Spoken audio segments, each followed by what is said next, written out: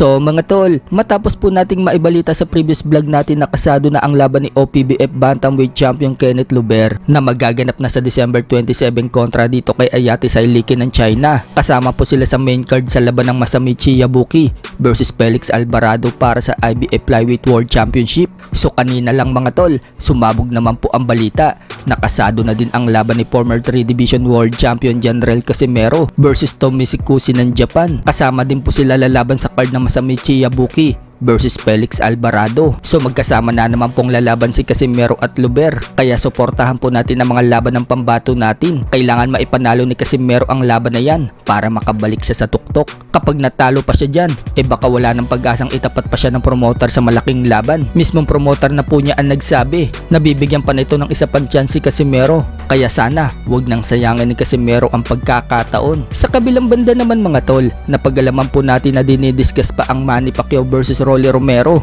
Ayon po yan sa presidente ng MP Promotion na si Sean Gibbons. Nang ma-interview po ito ng Fight Hype, matatandaan na nag-request po ng exemption si Romero sa WBA para hindi muna nito labanan ng kanyang mandatory challenger na si Gia Sub. Sa halip, si Manny Pacquiao muna ang kanyang lalabanan. So yan nga din po ang sinabi ni Sean Gibbons na nag-request pa ng exemption si Romero sa WBA at dinidiscuss umano ang laban ng Pacquiao versus Romero para sa March. Sa ngayon, WBA na lang ang aantayin kung papayagan si Romero sa request nito. Bukod dyan, sinabi din po ni Gibbons na posible din daw maganap ang unification fight sa pagitan ni Pacquiao versus Ryan Garcia kapag nanalo daw si Garcia dito kay Barrios at manalo si Pacquiao kay Romero.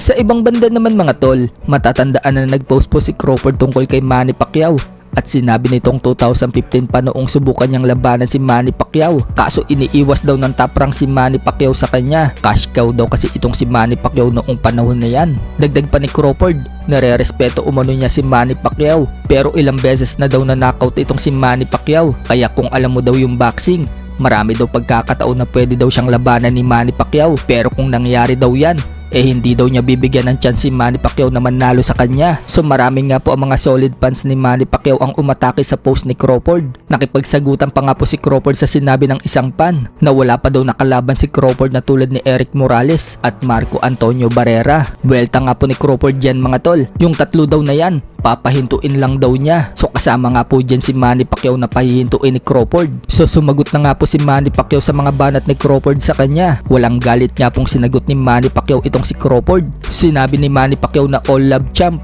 God bless you and your family always. Agad naman pong may nag-response na isang fan at sinabing 1-0 na daw agad ang score ni Manny Pacquiao kay Crawford. Sinasabi naman po ng mga expert mga tol na yan daw ang kaibahan ni Crawford at Manny Pacquiao. Kaya si Manny Pacquiao nare-respeto daw ng tao sa loob man yan o sa labas ng ring dahil sa pagiging humble nito.